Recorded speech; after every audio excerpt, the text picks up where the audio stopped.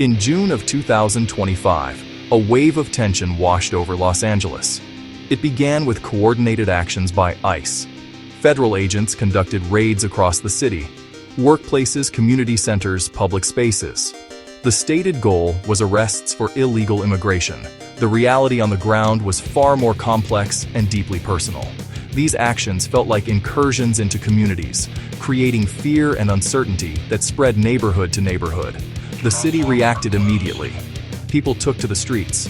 Protests started small, then grew fast, fueled by anger, fueled by fear, and a deep sense of injustice. Many demonstrations were peaceful, families and workers marching through downtown with signs and chants. However, in some areas, the atmosphere turned volatile. Paramount, Compton. Peaceful protests became tense clashes with law enforcement. Behind the headlines of raids and arrests were real people. Behind the headlines, real people. They were the cooks who prepare meals in the city's countless restaurants. They were the day laborers who stand on street corners hoping for a day's work to support their families. They were the farm workers who travel long distances to harvest the food that ends up on our tables. These individuals, many of whom are deeply woven into the economic and social life of Los Angeles, were the primary targets of the enforcement actions.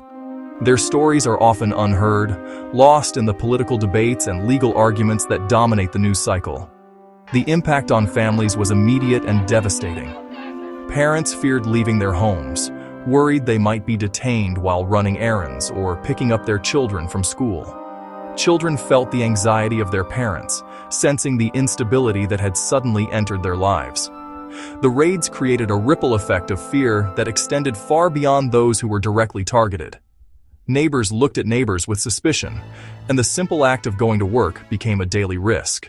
As protests and tensions escalated, the federal government made an extraordinary decision. President Donald Trump authorized the deployment of thousands of military personnel to Los Angeles. He federalized the California National Guard, placing 2,000 members under federal command as part of Joint Task Force 51. Shortly after, an additional 2,000 Guard members were sent to the city. The Pentagon also activated 700 active-duty Marines, bringing the total military presence to 4,700. State and local leaders reacted swiftly and strongly. Governor Gavin Newsom, Los Angeles Mayor Karen Bass, both publicly condemned the action. They argued local law enforcement had the situation under control and that federal troops were unnecessary and inflammatory. Newsom called the move unconstitutional and announced the state would sue the Trump administration. The sight of uniformed military personnel on city streets was jarring. Officials said the troops were there to protect federal agents during immigration raids. The crisis in Los Angeles reached a dramatic peak on a Thursday in June. Senator Alex Padilla, one of California's 2 representatives in the United States Senate, attended a news conference held by Homeland Security Secretary Kristi Noem. The event was intended to be a platform for the federal government to defend its actions in the city. As a duly elected official representing the people of California, Senator Padilla attempted to do his job. He tried to ask a question. He stood up peacefully, identified himself, and began to speak, seeking answers on behalf of his constituents who were living in fear. What happened next sent shockwaves across the nation. Before he could finish his question, federal agents, some wearing vests identifying them as FBI, surrounded him. Video footage of the incident quickly went viral, showing the senator being forcibly removed from the room. He was pushed into a hallway, forced face forward onto the ground, and handcuffed. "I was there peacefully," Padilla later recounted.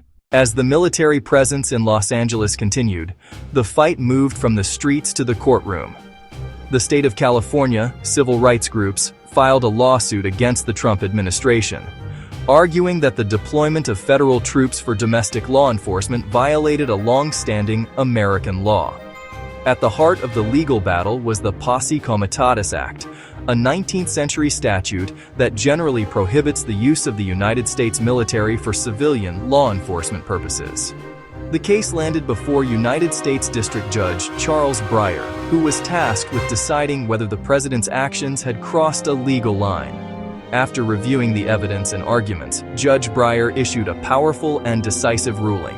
In short, defendants violated the Posse Comitatus Act, he wrote in his 52-page opinion. Despite the clarity of the ruling, the legal victory did not immediately end the deployment. The events that unfolded in Los Angeles in June 2025 are more than just a story about one city. They serve as a critical case study and a stark warning for the entire nation.